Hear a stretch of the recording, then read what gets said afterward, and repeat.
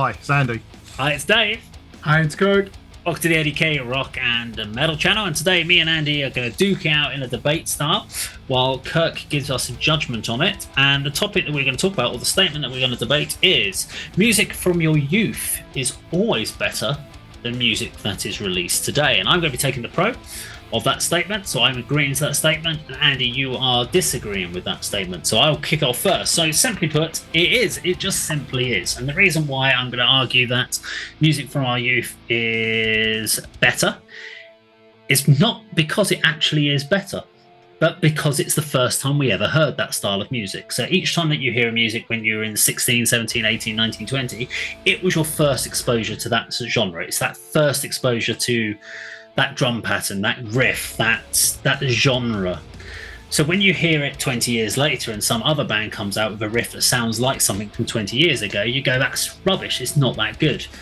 And that's why we had this problem of our parents said, when I used to listen in the 70s, the classic Led Zeppelin, that's so much better than the music that came out in the 90s. And being a 90s kid, we're like, you're talking out your ass, because this is so much better than Zeppelin. And that's why music from our youth is always better than current music, because we've heard everything that we're hearing in current music in some form or another, and that's where our memories. And we also have nostalgia.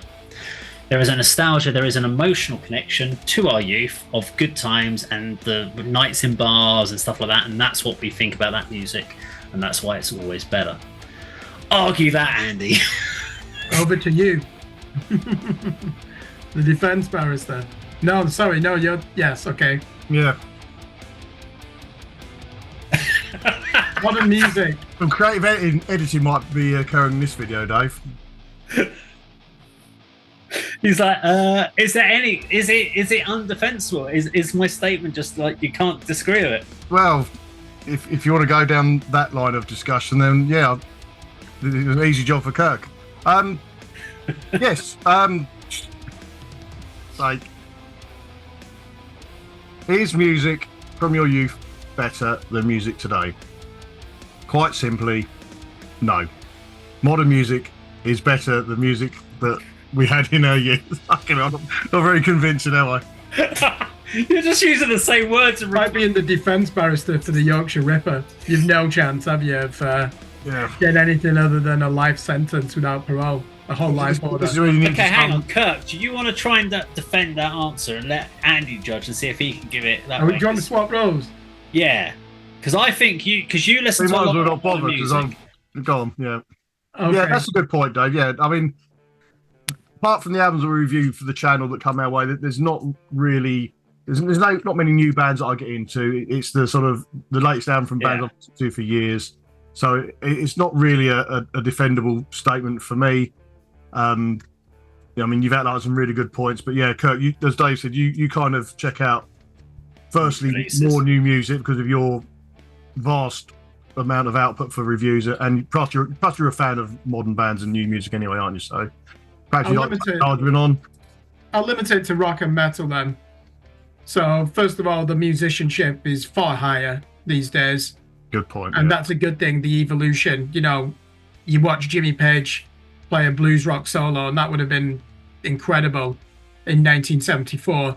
If you were to give that to a 25-year-old bedroom guitar player in 2024, they could do that in their sleep. They'd be sweep picking their instrument. So the musicianship levels are far higher now. The production levels are far better now as well. I know that depends on what kind of music you like.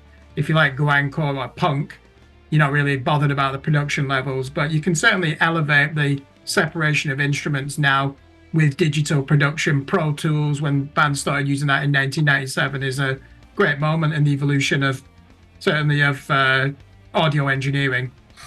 Also, the thing is that, yes, there's a sentimental attachment, there's a nostalgia for things that we discovered in our youth, but you're preferring something for the wrong reasons there, for me, because you're just being emotional. You're not actually taking a step back. So, for example, if you take Black Sabbath, those first 6 albums, and then just say, I'm never going to listen to anything that sounds like this. Well, there are bands that have done that even better. You could even argue in the grandiosity of post metal or in sludge metal or epic doom metal. They've all taken a Black Sabbath influence, but they've done something new with it. And if you're closed-minded, you're just going to look at that and think, oh, no thanks, I already know the original. You shouldn't do that. So there's so much more great music out there. Yes, some people say that it's splintered, that it's fractured. It's not. We have all these micro genres, these subgenres, and that's a good thing. There's so much cross-contamination and miscegenation of music styles, and that's how, certainly in rock and metal, it will continue to evolve and will speak for the current generation, because that current generation are not nostalgists. That's why they don't listen to rock music, because it doesn't do anything for them. There's always that chance that it can do. When it comes to metal and more extreme subgenres, yes, even though production has probably made some of that a bit too safe, which when you listen to some of those artists, you'd be thinking, how can this be considered safe? It's so heavy, it's so hostile. But yeah, there's so much great stuff out there. And the good thing is as well, think about it. In your youth, how many bands did you listen to outside of the Anglosphere?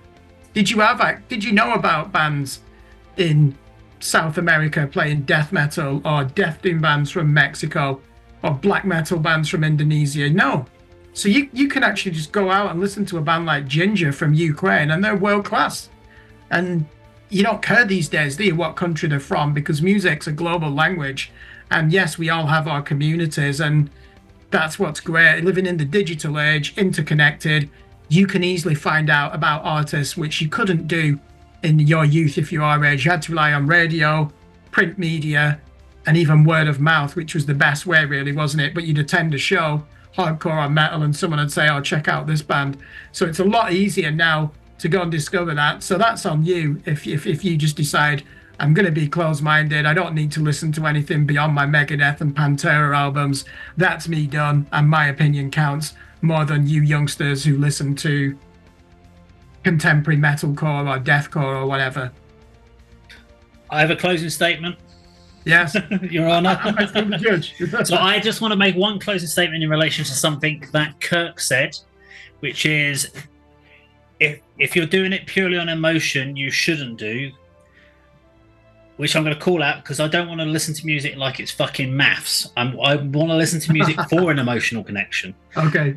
So and I would say that if I had an emotional connection with a modern song, and there are some times when I'll listen to something modern, but most of the time I hear modern music is borrowing from something I had an emotional connection to at the past. So all it does is remind me about the emotional connection I had to an earlier song, but I'm never closed-minded for something future. But listening to music is about emotion. It's about that connection you have. It shouldn't be just about the technical stuff. If you're listening to music because you're just sitting there wondering about how amazing that's, if no emotion and you're just looking at sweep picking, I don't think you're actually even listening to music properly. You're studying the manual. You're not enjoying it. It's like building a car and then never driving the fucking thing. You're not enjoying that purpose, the whole idea of going for a ride in that car and wind in your hair or wind in your beard in Andy's case. But you want to enjoy that emotion. So emotion is all for me in the song. Anyway, that's my closing statement. Andy, I think you became the judge in this one, didn't you? Yeah, by default. And like the debate where I was allocated the position of judge, I thought it'd be a very easy answer to the question and a very easy case to decide. But Kirk, you made some very good points, and I'm glad I handed the case over to you, because you're absolutely right. The standard of musicianship, the production now, and modern bands have got that influence from the genres and older material, and the fact that there are so many different genres out there for people to choose from, and the global accessibility. I mean, one statement you made about how am I going to know about the South American death metal band? Well, tape trading was the way to do that. That's how I knew about Sepultura. Yeah. That's how I knew about Candlemass.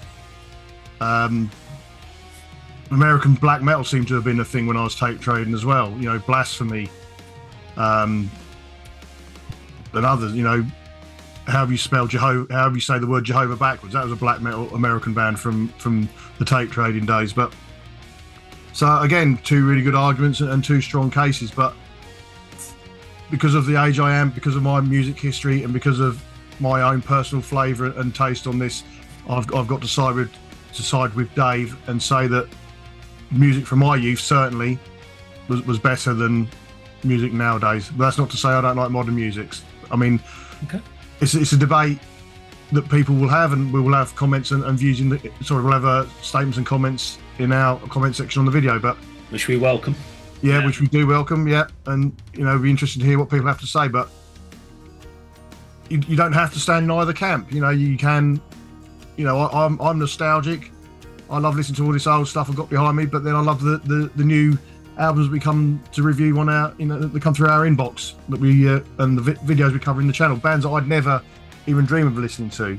We talked about Linkin Park earlier on in this session. I wouldn't have checked out the new Linkin Park song if I hadn't been doing this, and it does take you back to, how much I enjoyed the very first Linkin Park videos that were on the streaming channels, and that kind of thing. So don't feel that you have to side with either party in this particular debate, but it's it's open to each person, I think. Yeah. And although in this format, I think we need to be clear to the viewers, we're given a brief and we have got to approach it where it's black or white, it's either or. Yeah. We won't be doing our jobs, would we, if it was a case of, right, you need to be in favour of this. You're not then going to be putting your reservations in because you want to win the debate, don't you? So I agree with Andy. It's never as simple as that. But if it comes to a debate, you do have to separate it where you're just focused on winning it. So I even agree with some of the things you said, Kirk, about like technical ability on the modern bands is phenomenal.